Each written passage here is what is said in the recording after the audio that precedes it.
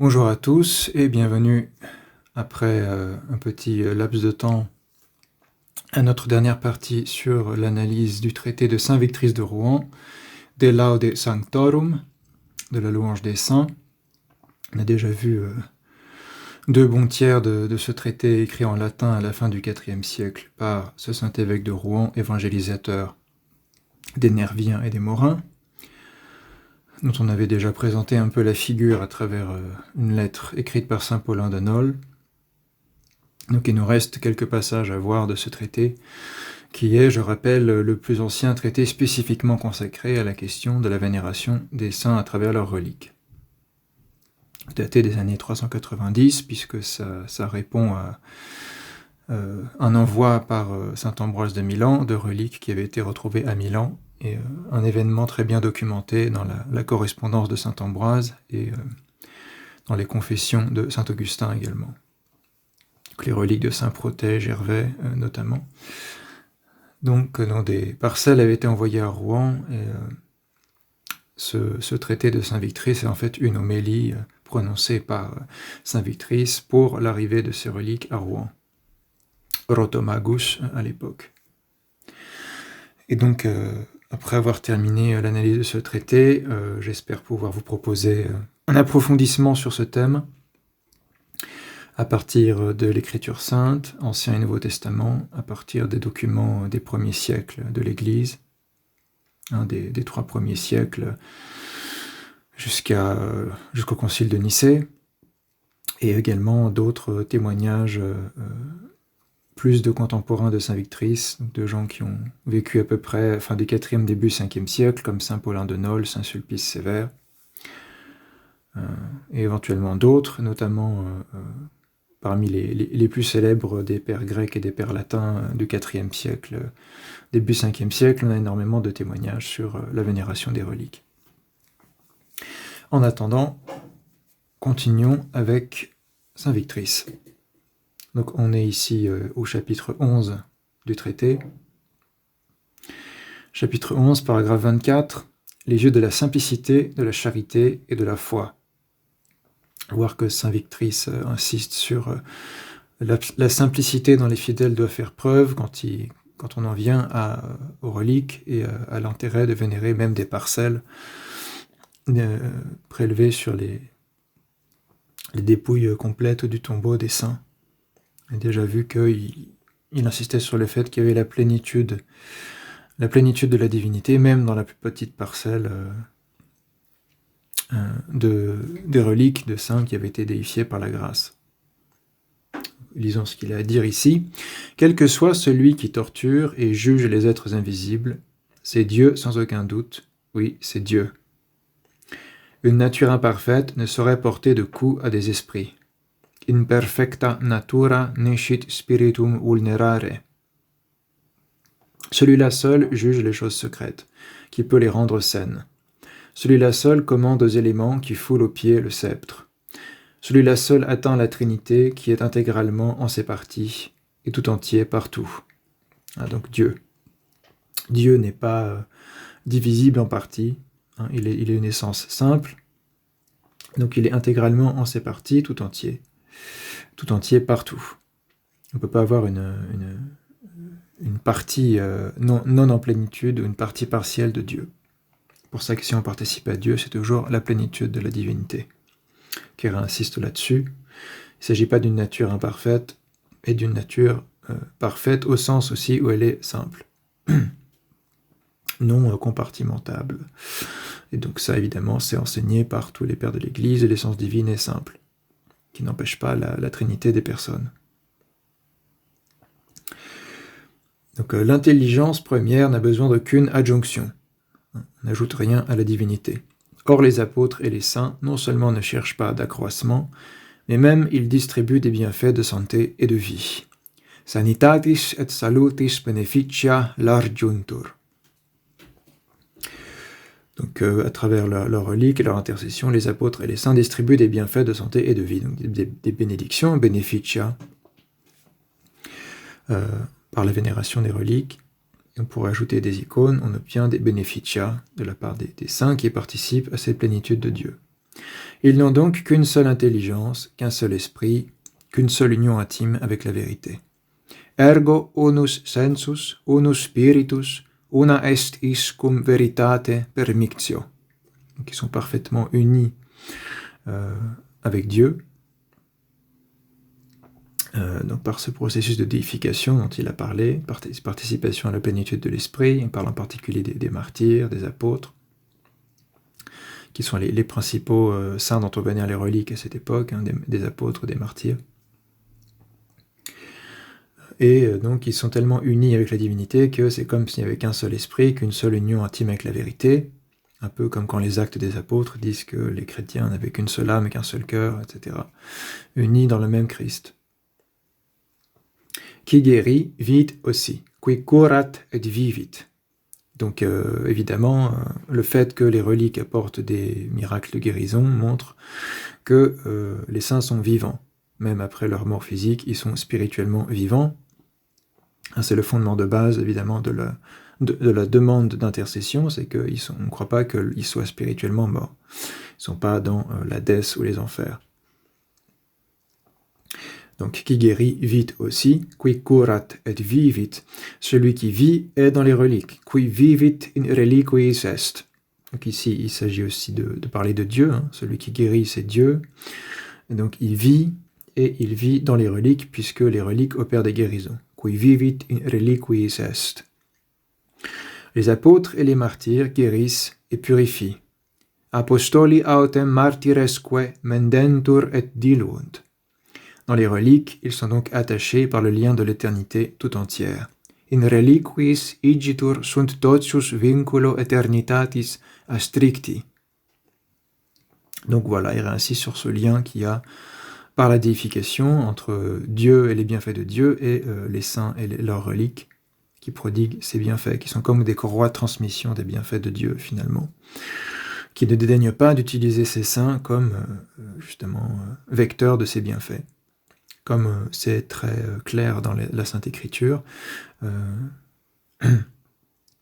exemple très concret dans l'Ancien Testament, on en parlera, et plusieurs exemples dans le Nouveau Testament, et beaucoup d'exemples dans les premiers siècles, autour des reliques des martyrs.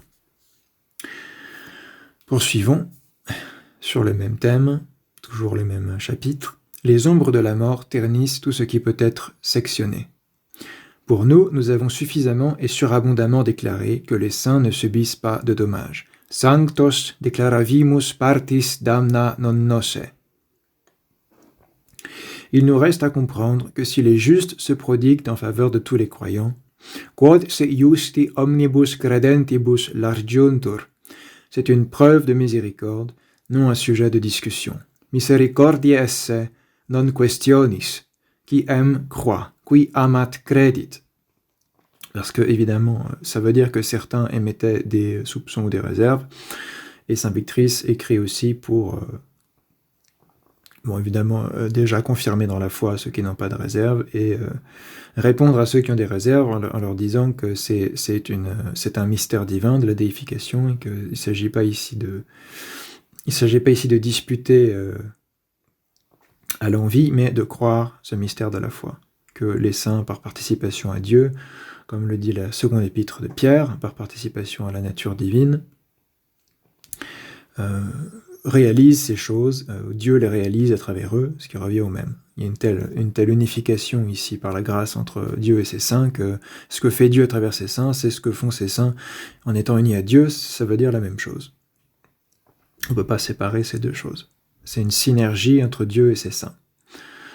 Donc voilà, qui dit synergie dit collaboration. Évidemment, c'est le mot grec pour collaboratio, qui est dans les épîtres de Saint Paul. Donc c'est biblique, c'est scripturaire. La synergie. Donc c'est une preuve de miséricorde divine, et non un sujet de discussion, de dispute à l'infini.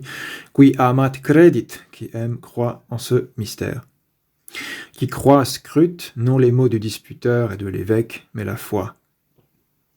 Donc, en quelque sorte, Saint Victrice avance que cette vénération des reliques et des saints fait partie de la regula fidei. Que si on scrute la regula fidei, la règle de la foi, ou la règle de la vérité, on a cette pratique de la vénération qui remonte à l'époque apostolique. Sinon, ça n'aurait pas de sens de dire que qui croit scrute la foi. C'est pourquoi si quelqu'un trouve notre discours méprisable, notre ardeur au moins ne lui causera nul déplaisir.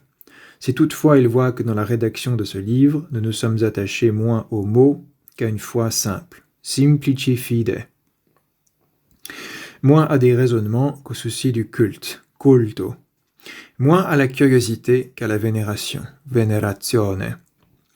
Et ami de la vérité, quiconque fait preuve de révérence. Amator veritatis est, quis reverentiam detulerit. Il la hait, celui qui agite des questions. Osor est, quis moverit questionem. Donc là, il recourt en quelque sorte à un argument, un appel à la simplicité de la foi chrétienne, où il y a des limites à la discussion théologique. Évidemment, il a quand même pas mal discuté dans les chapitres précédents, donc il ne refuse pas la discussion théologique, mais après avoir présenté toutes ces réflexions, tous ces arguments, si ça suffisait pas, un peu comme saint Paul, on a vu dans l'épître aux Corinthiens sur le voile, si ça suffisait pas, on peut pas disputer, contester à l'infini la tradition de l'Église et la regula fidei, donc puisque c'est transmis par la regula fidei, et que c'est la pratique des chrétiens depuis des siècles, comme on le démontrera,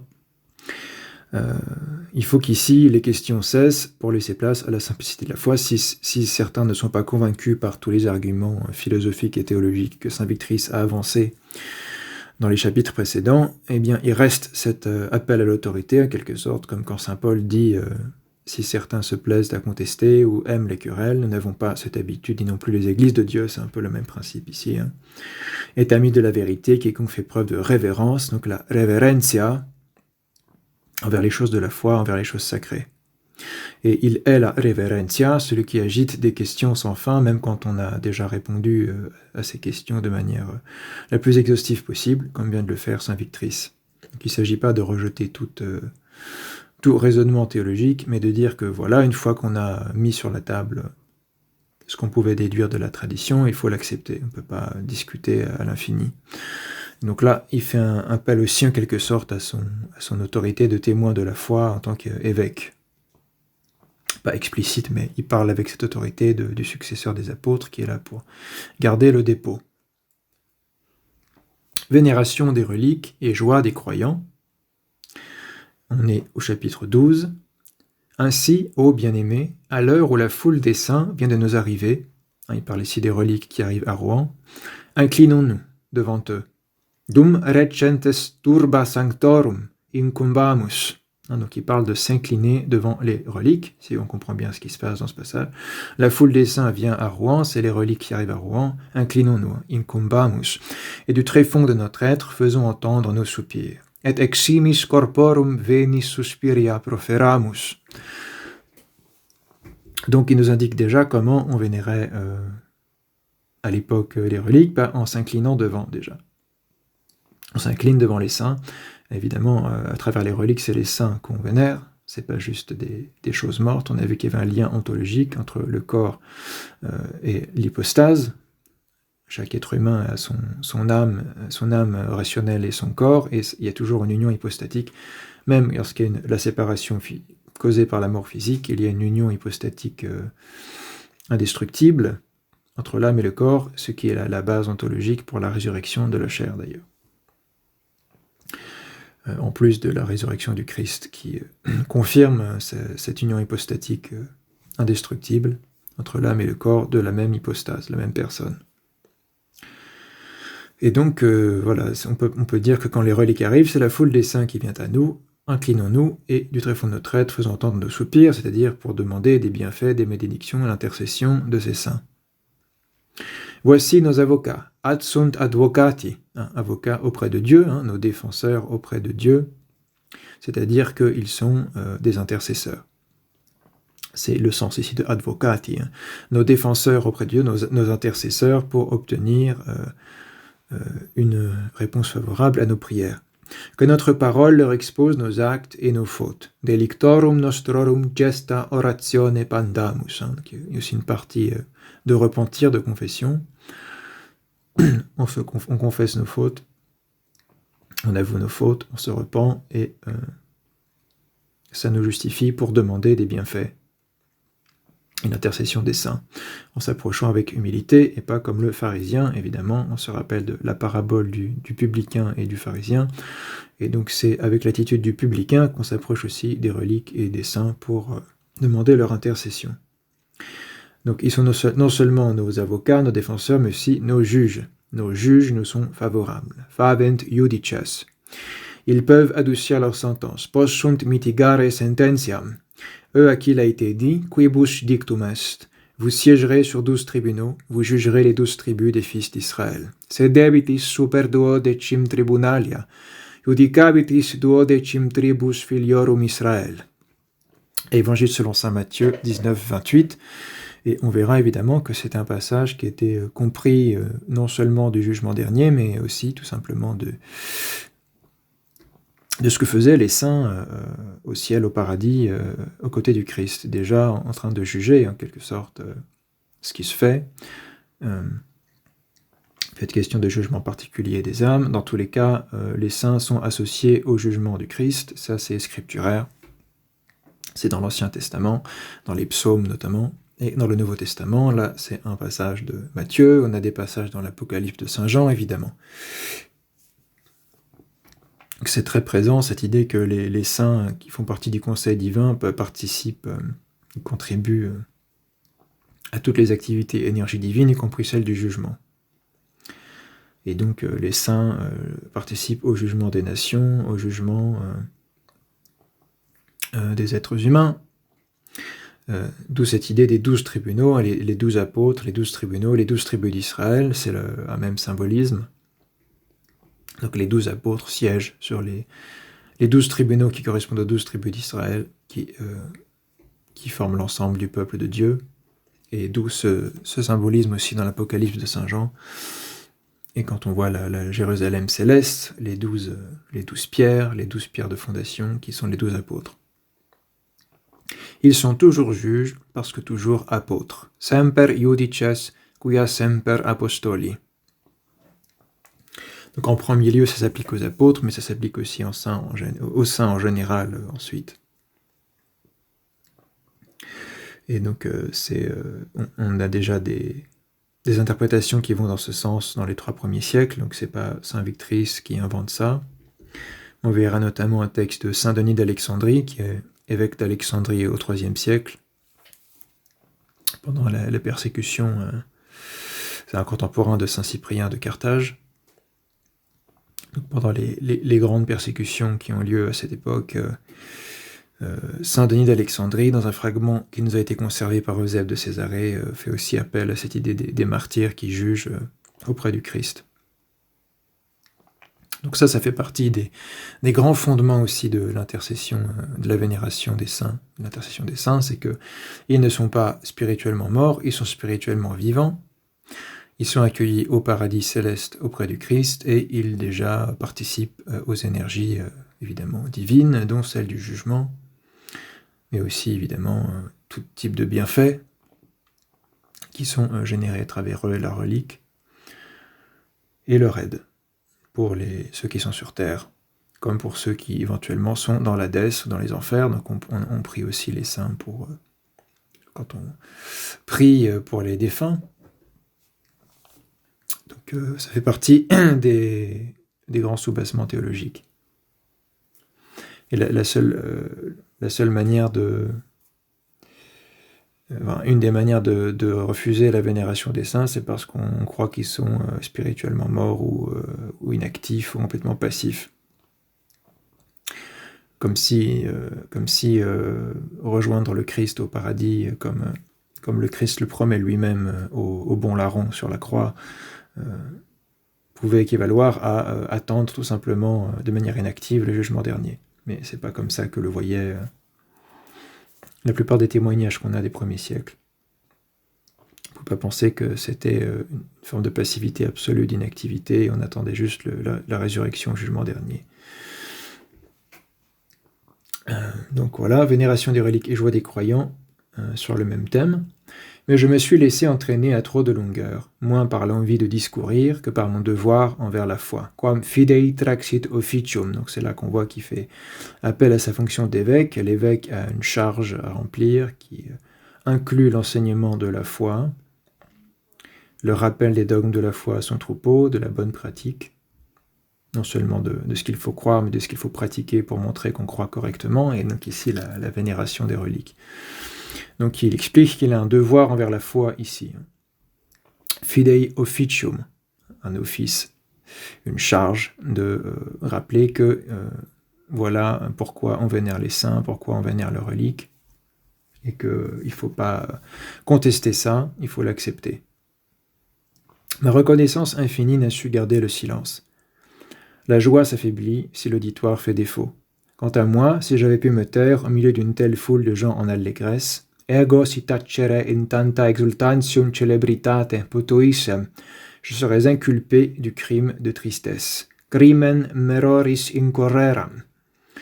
À l'arrivée d'apôtres et de martyrs, il ne convient pas que l'évêque se taise. Apostoliac martyres veniunt, antistitem tacere non convenit. Donc on a ici antistitem, qui en fait un genre d'équivalent de prépositus, c'est le chef d'église. C'est pas littéralement episcopus, mais c'est un synonyme pour episcopus. Donc l'évêque ne peut pas se taire quand on lui envoie des reliques pour honorer son église et ajouter au caractère sacré de sa cathédrale, etc. Donc ça honore sa chaire épiscopale. Et en plus, ça fait venir beaucoup de gens qui viennent pour cet événement qui est l'accueil des reliques jusqu'à la cathédrale. On imagine toute une procession, évidemment, à l'époque, comme c'est décrit déjà par saint Jean Chrysostome à Constantinople. Ou à Antioche, on faisait des processions avec les reliques quand elles arrivaient ou quand elles étaient translatées ou transférées. Et donc, ça amenait toute une foule.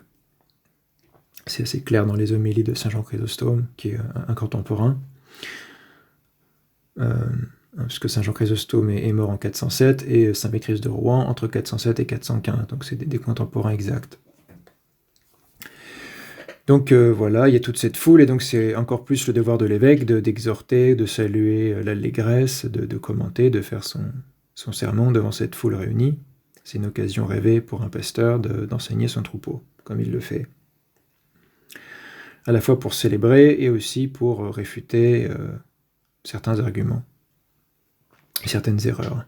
Donc à l'arrivée d'apôtres et de martyrs, ici à travers leurs reliques, très clairement, encore une fois on voit qu'à travers les reliques, c'est vraiment les saints qui sont présents, il ne convient pas que l'évêque se taise, donc il rappelle quand même sa fonction d'enseignement et de leader de la célébration de son église.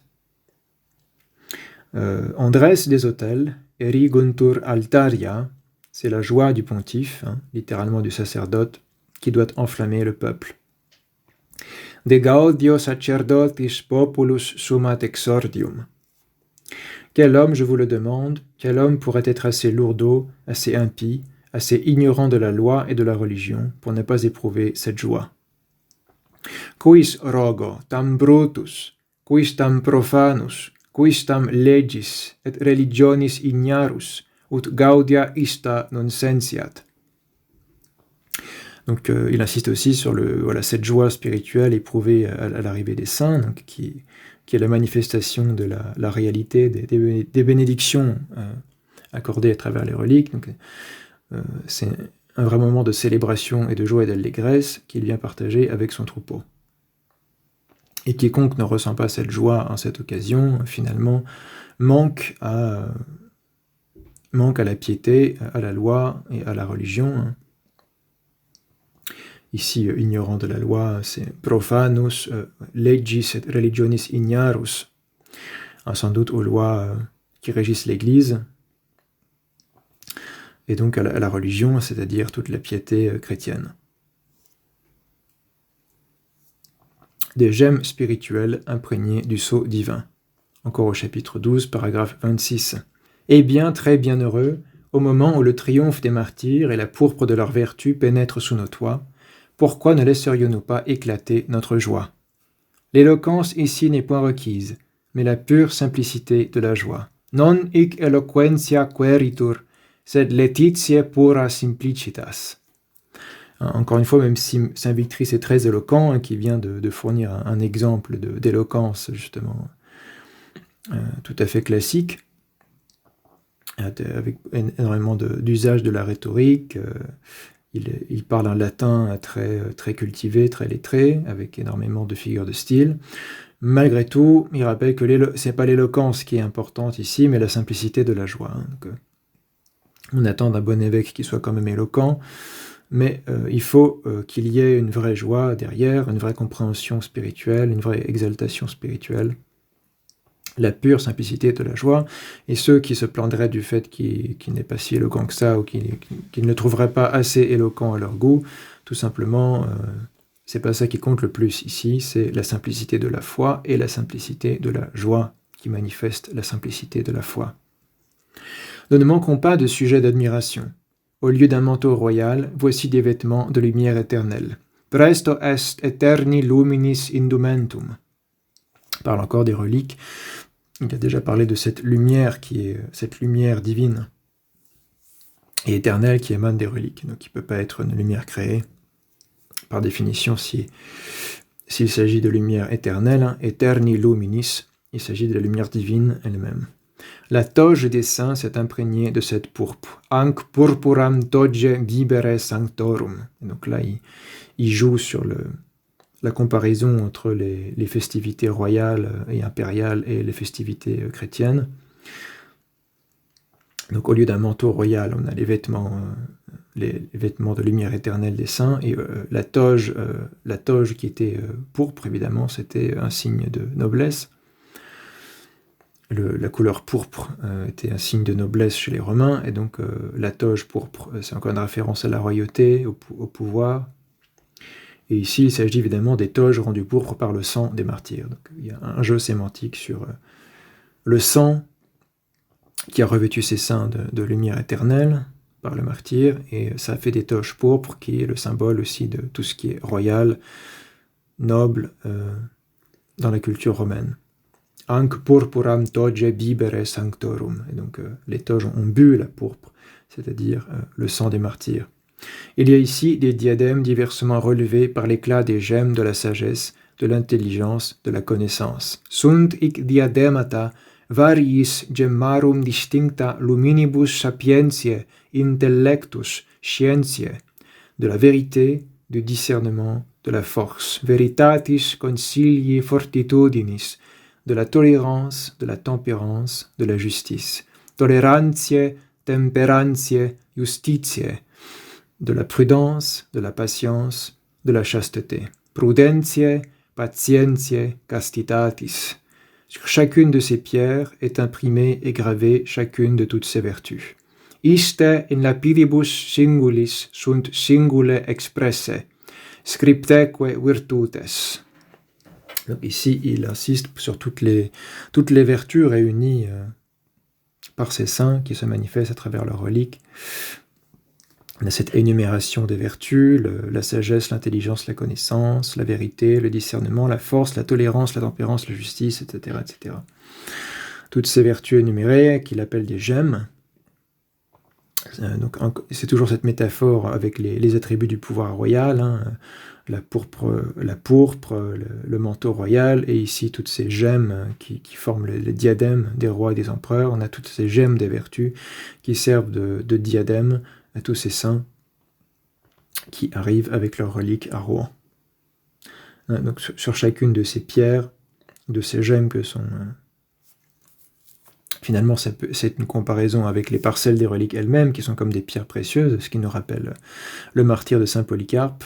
On aura l'occasion d'y revenir, qui appelle les restes de saint Polycarpe des plus précieuses que les pierres précieuses, et que l'or. Le martyre de saint Polycarpe, qui est un texte du IIe siècle. On regardera ça de plus près dans une prochaine vidéo. Et donc voilà, ces parcelles de reliques sont comme elles-mêmes des gemmes, des pierres précieuses, sur lesquelles sont imprimées et gravées chacune de toutes ces vertus. Donc il y a ici des diadèmes diversement relevés par l'éclat des gemmes de toutes ses vertus, et les gemmes sont à la fois les vertus elles-mêmes et les parcelles des reliques, qui sont comme des pierres précieuses, par la lumière divine qui brille à travers elles. Iste in lapidibus singulis sunt singule expresse scripteque virtutes. Sur le même thème, c'est le sauveur, l'artisan par excellence, qui apparaît de ces gemmes spirituelles, les couronnes des martyrs. Is spiritalibus gemmis coronas martyrum artifex salvator ornavit. Donc on rappelle l'importance du rôle du Christ ici, c'est jamais détaché de Dieu et de l'économie du salut en Christ, évidemment, c'est par le Christ que les martyrs sont couronnés de ces gemmes spirituelles, parce qu'ils sont unis au Christ par leur martyr, par leur confession de foi, ou comme les textes les plus anciens sur les martyrs le rappellent, c'est le Christ lui-même qui souffre à travers les martyrs finalement, qui les fait participer à sa grâce. Vers ces gemmes, tendons la voile de nos âmes. Ad as gemmas animarum vela tendamus. Il n'est rien en elles de périssable. Nil in is fragile. Rien de grand qui puisse s'amoindrir. Nil quod maius minuat. Rien qui soit sujet à s'altérer. Nil quod sentiat detrimentum. Leur éclat brille de plus en plus. Magis ac magis in specie florescunt. Leur sang qui dans leur corps même et dans les reliques de leurs membres rougeoie encore du feu de l'Esprit Saint, montre qu'ils ont reçu le sceau de l'éternité. Eternitatis insignia edita esse etiam sanguis ostendit, qui ignem Spiritus Sancti ad uxiniat in ipsis corporibus reliquiisque membrorum. Très belle phrase, très importante, qui résume un peu tout ce traité, leur sang, le sang des martyrs, qui dans leur corps même et dans les reliques de leurs membres, puisque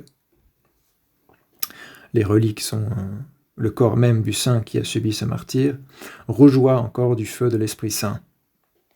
Une manière de dire qu'il y a cette déification de la chair par l'Esprit Saint, donc par l'activité de l'Esprit Saint dans ces saints, donc par l'énergie, on y arrive. L'opération, l'activité de l'Esprit Saint, c'est son énergia, et donc le sang rougeoie du feu de l'Esprit Saint, qui est évidemment la même chose que la gloire divine, la splendeur divine ou l'énergie sanctifiante de Dieu, montre qu'ils ont reçu le sceau de l'éternité. Eternitatis insignia, littéralement les insignes de l'éternité. Nous nous félicitons, ô très chers, chaque fois que nous voyons les ténèbres dissipées par la lumière. Pourquoi ne pas nous abandonner plus largement à la joie, puisque nous voyons qu'on nous apporte l'éclat de la lumière éternelle du salut. Cum cernamus salutarium eternorum quae luminum iubar allatum. Réaffirme la nature finalement divine de cette lumière qui sanctifie les saints, l'éclat de la lumière éternelle du salut. Salutarium eternorum quae luminum iubar. Il me semble que cette journée s'est revêtue de l'allégresse d'une clarté plus sereine. Ce n'est pas à tort, car je l'ai dit, les martyrs sont 7 fois plus brillants que le soleil.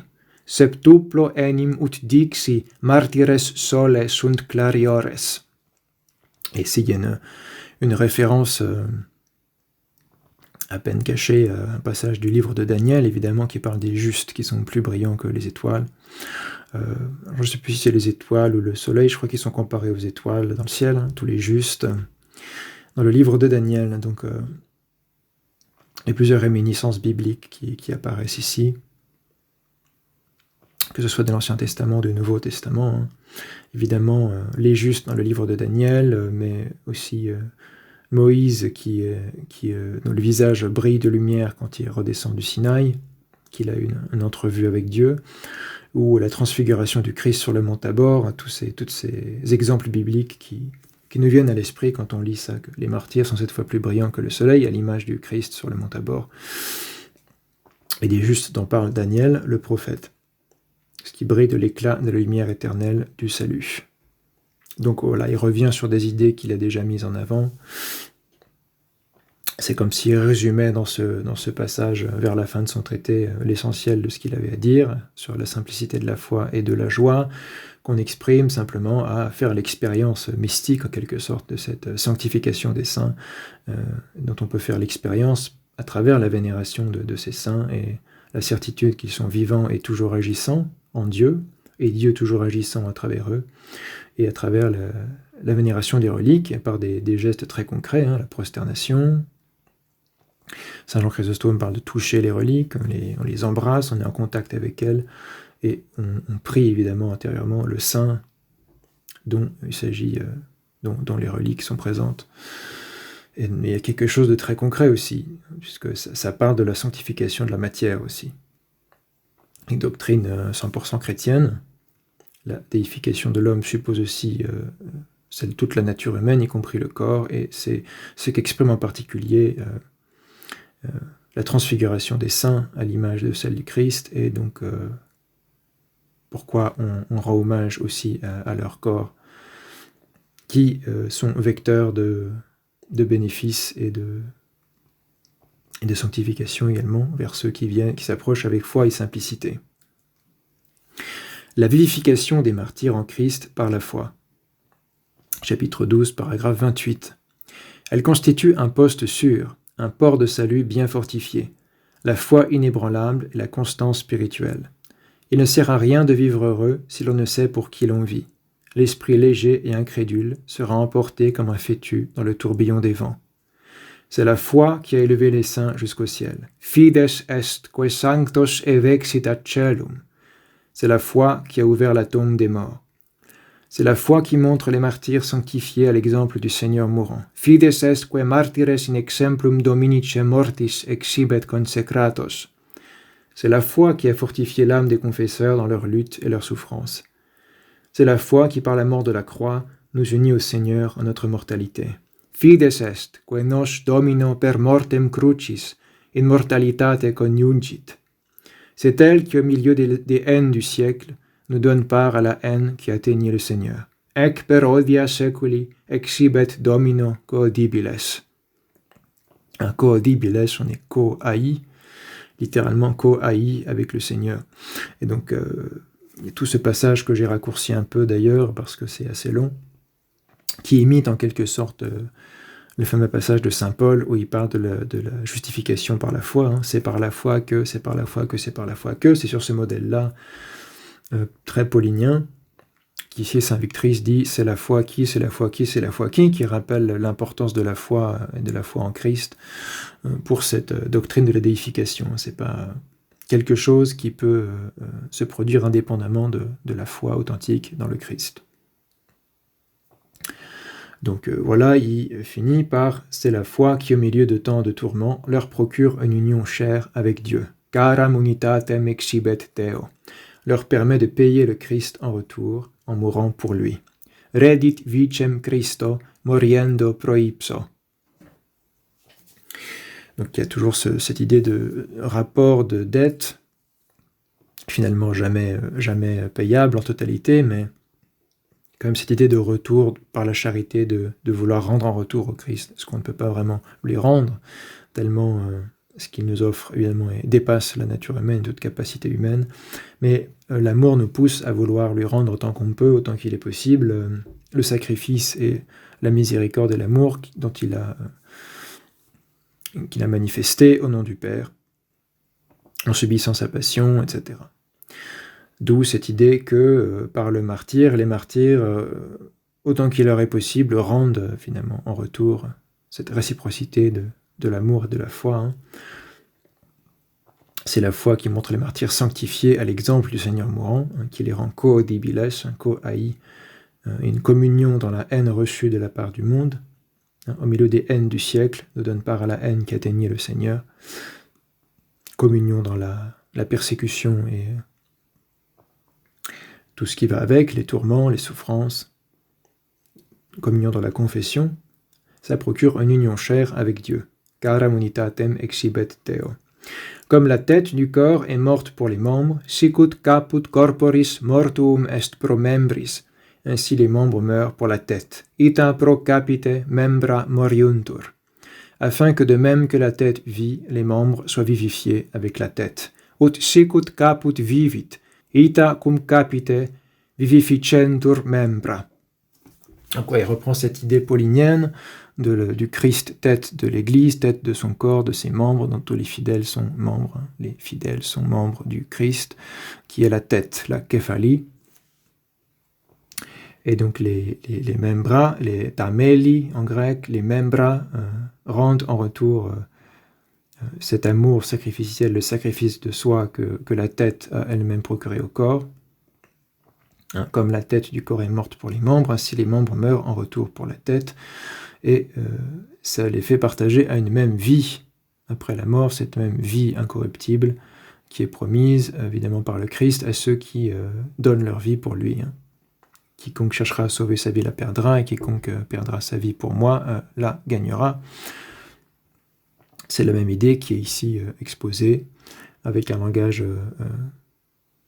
exposé et présenté déjà par saint Paul dans ses épîtres, sur le corps du Christ, le Christ comme tête de l'Église, etc.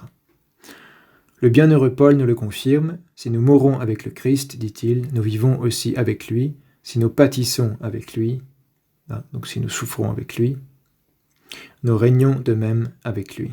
Deuxième épître à Timothée, chapitre 2, versets 11 et 12. Donc c'est vraiment la théologie du martyr telle qu'elle elle découle de saint Paul et des évangiles, et telle qu'elle est exprimée dans tous les siècles qui précèdent saint Victrice. Cette communion des martyrs au Christ et du Christ à travers les martyrs qui devient une communion dans la vie éternelle, et qui est un soubassement théologique aussi de la vénération des saints, de leur intercession auprès de Dieu pour l'Église qui est sur terre. Bâtir des basiliques pour accueillir les saints. On revient au sujet concret, au contexte concret de cette homélie traitée. Chapitre 12, paragraphe 29. Il ne faut pas différer ce que désirent les saints. Pourquoi tarder? Que le palais s'ouvre en l'honneur des martyrs divins. Divinis pateat aula martyribus. Que soient jointes leurs reliques. Iungantur reliquiae. Et que soient jointes aussi les grâces. Iungantur et gratiae. Que soient réunies ces prémices de la première résurrection. In onum conveniant prime resurrectionis exordia. Donc ici, il y a cette idée que ce qui se passe à travers ces reliques sont les prémices de la première résurrection qui, dans l'Apocalypse de Jean, désigne la résurrection des justes. C'était interprété de différentes manières par les commentateurs de l'Apocalypse, mais donc ici, manifestement, Victrice considère que la première résurrection, la résurrection des justes, doit arriver tout de même plus tard, mais qu'on en observe les prémices dès maintenant, à travers les reliques des saints. Donc ils sont déjà auprès du Christ, mais c'est seulement en prémices, puisqu'ils n'ont pas encore ressuscité avec leur corps. Leurs corps sont présents sur la terre, et donc évidemment, comme il en a déjà parlé, on peut profiter de ces bénédictions que sont leurs reliques tant qu'il n'y a pas la résurrection des morts, et que les reliques ensuite ne seront plus comme ça à disposition dans les églises, mais les saints seront ressuscités. Ce qui est désigné ici par la première résurrection, une référence à l'Apocalypse de Saint Jean. Donc que soient réunies ces prémices de la première résurrection que sont les reliques et leurs bienfaits. Cependant, que se fasse la confession de nos fautes. L'indulgence des crimes, c'est l'action de grâce des puissances célestes. Ce n'est pas à tort, très chers frères, que bâtisseur insatiable, j'ai acquis du terrain pour la basilique. Aud immerito, carissimi fratres, basilices spatium cupidus edificator arripui. Là, il parle de son propre rôle, de sa propre dédication à bâtir ou à agrandir la cathédrale, ou à bâtir un nouvel espace sacré pour accueillir ces reliques qui viennent notamment de Milan, mais devaient en recevoir d'ailleurs également. Donc il a acquis du terrain pour la basilique, et il fait construire une nouvelle basilique manifestement plus grande que la précédente. Ma convoitise trouve son excuse dans l'arrivée des saints. Appetentiam meam sanctorum excusat adventus. Ce sont eux qui, par la raison cachée de mon désir, ont ordonné que leur soit préparée une demeure. Sibi aula parari iusserunt. Donc, il y a déjà cette idée très ancrée, évidemment, à la fin du IVe siècle, qu'il est bon de réunir ces reliques dans les églises, dans des basiliques, dans des lieux consacrés. Et donc, on construit parfois spécialement pour accueillir ces reliques, ou voilà, des restes des saints, ou parfois des reliques comme des fragments de la vraie croix, etc. On verra avec Saint Paulin de Nol et Saint Sulpice Sévère, qui construisent eux-mêmes des basiliques avec leur fortune personnelle pour honorer les reliques des saints qu'ils possèdent. Il y a Saint Félix à Nol pour Saint Paulin, et des équivalents pour Saint Sulpice Sévère, qui fait une basilique en l'honneur de Saint Martin, il me semble, et pour accueillir différents types de reliques. On a l'occasion de voir ça dans des vidéos séparées. C'est des contemporains exacts de Saint Victrice, c'est pour ça que c'est pertinent aussi d'en parler. Fin 4e, début 5e siècle, et ils sont aussi gallo-romains. Saint Paulin de Nol est originaire d'Aquitaine, baptisé à Bordeaux. Et évidemment, Saint Sulpice Sévère est le grand disciple de Saint Martin de Tours, qui a écrit sa Vita, la Vita Martini, qui est très connu pour ça, pour cette œuvre. Et qui avait aussi, donc on sait qu'il avait fondé des basiliques dans sa demeure, dans sa villa de campagne en quelque sorte, et donc et avec des inscriptions spécifiquement qui font référence aux reliques des martyrs, etc. On a leur programme, le programme précis des choses, des basiliques qu'ils voulaient construire, des améliorations qu'ils voulaient apporter à leur basilique, parce qu'ils en parlent en détail dans leur correspondance. Donc on a conservé la correspondance entre Saint Sulpice Sévère et Saint Paulin de Nol. Donc on sait assez en détail à quoi ressemblaient les bâtiments qu'ils construisaient, ou les plans qu'ils avaient. Donc on parle de ces basiliques, qui sont de plus en plus construites dans tout l'Empire romain, à partir de la paix de l'Église, évidemment. Et donc voilà, il dit finalement que c'est les saints eux-mêmes qui leur donnent de construire ces nouvelles demeures pour les accueillir. Il en est bien ainsi, dit Saint Victrice. Nous avons en effet posé les fondements, nous avons conduit les murs en longueur, et aujourd'hui, nous savons en faveur de qui s'accroissait notre application à ce travail, c'est-à-dire en faveur des saints, des reliques qui arrivent. Discimus quibus nostri operis crescebat intentio. Aussi, tout retard sont écartés par mes blâmes. Aucune paresse, aucune lenteur ne me plaît. Il est agréable de rouler à la main ou de porter sur ses épaules de lourdes pierres.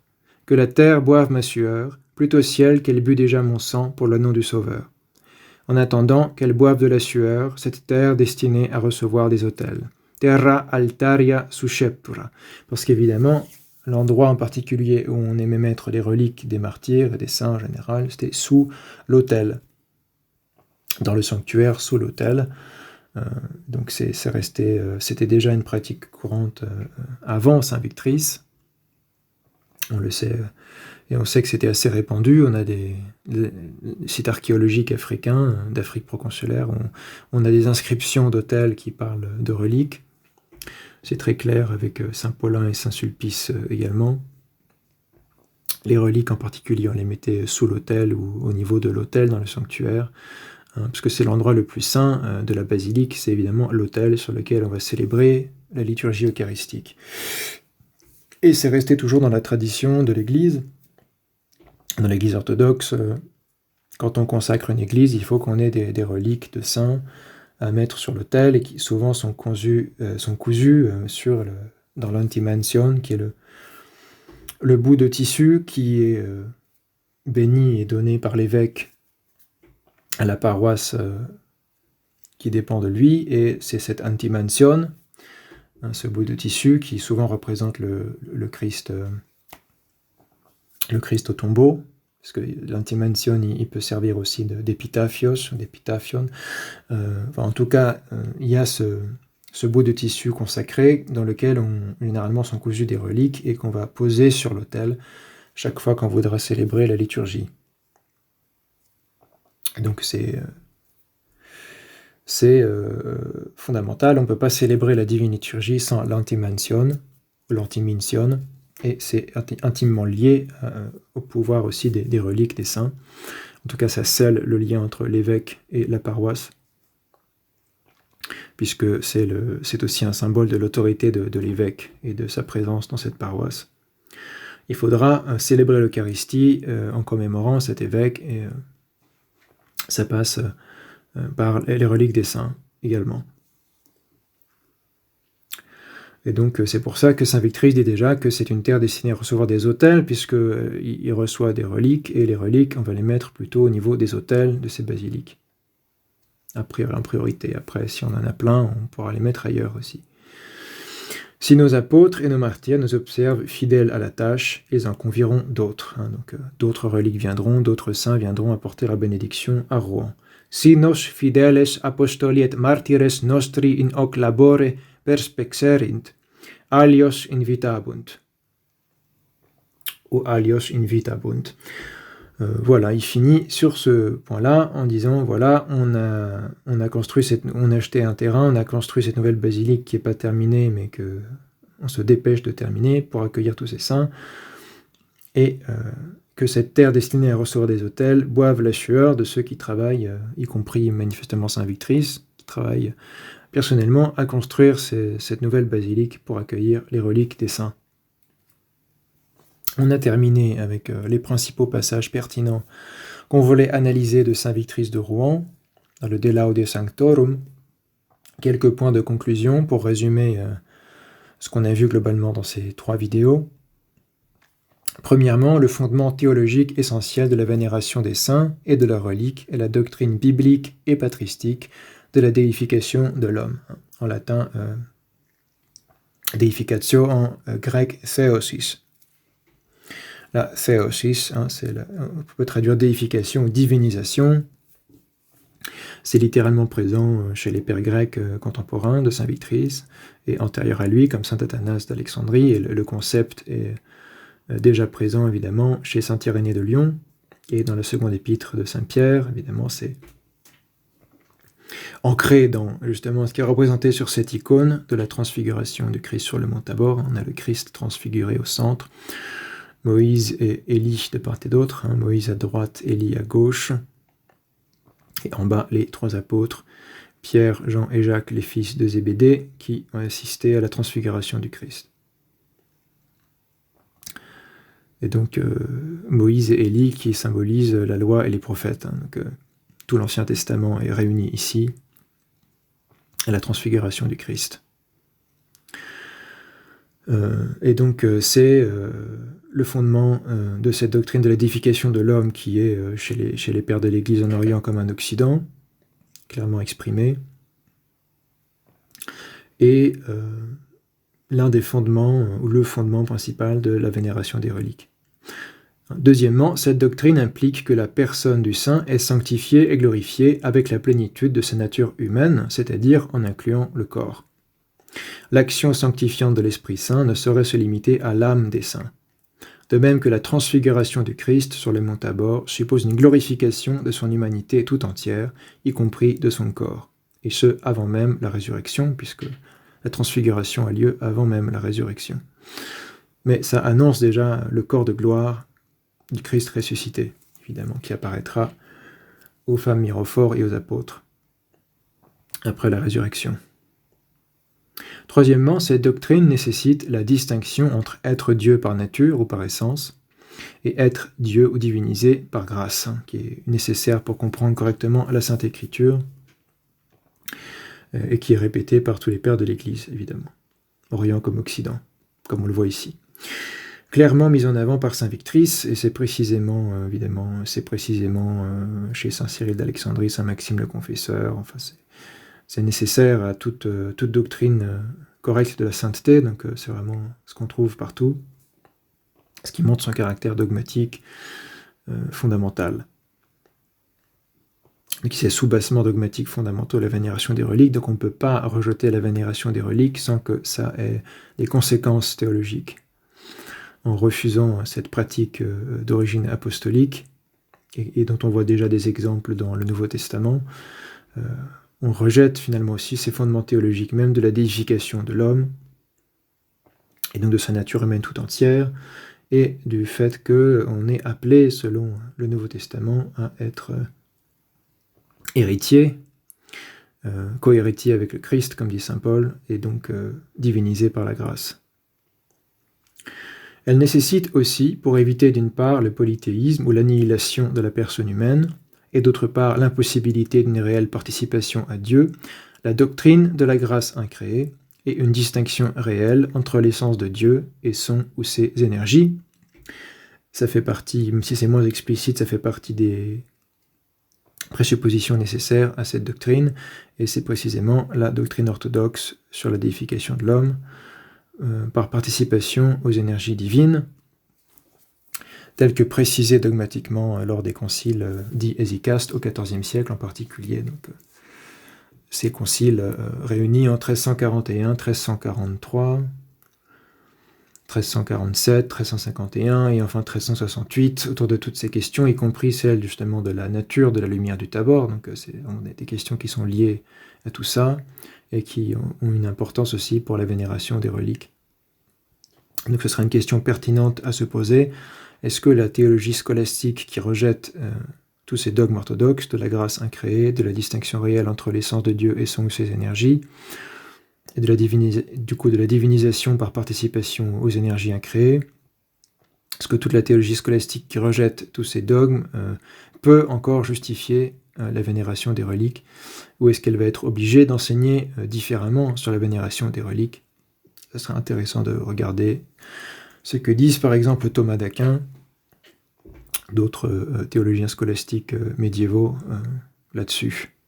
Et est-ce que c'est cohérent ou pas avec la tradition patristique et tout ce qui est expliqué ici par saint Victrice de Rouen. J'espère que ça vous aura intéressé. C'est un sujet qui n'est pas souvent abordé en profondeur, avec tout ce soubassement théologique, et pourtant c'est fondamental dans la vie du chrétien, et du chrétien orthodoxe. Et on voit que c'est très bien expliqué et développé en profondeur déjà par saint Victrice de Rouen, à la fin du IVe siècle, quand il a besoin d'expliquer les raisons théologiques et philosophiques de cette tradition apostolique de l'Église. Au nom du Père, du Fils et du Saint-Esprit. Amen.